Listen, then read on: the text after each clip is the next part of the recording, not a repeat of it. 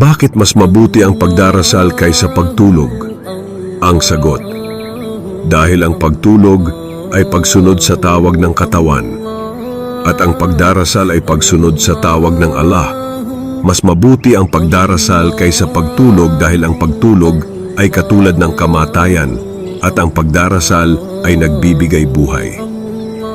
Mas mabuti ang pagdarasal kaysa pagtulog dahil ang pagtulog ay kapahingahan ng katawan at ang pagdarasal ay kapahingahan ng kaluluwa.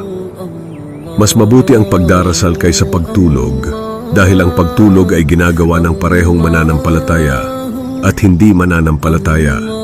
Ngunit ang pagdarasal ay ginagawa lamang ng mga mananampalataya.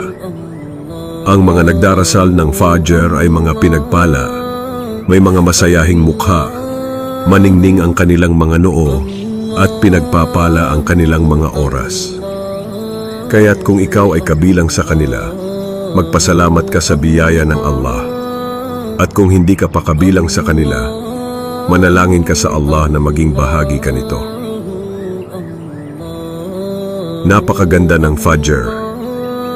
Ang Farida, obligadong dasal nito, ay nagbibigay sa iyo ng proteksyon mula sa Allah. Ang sunnah nito ay mas mahalaga pa kaysa sa buong mundo at kung anuman ang naririto at ang Quran nito ay sinaksihan. Katotohanan, ang Quran ng Fajr ay nasasaksihan.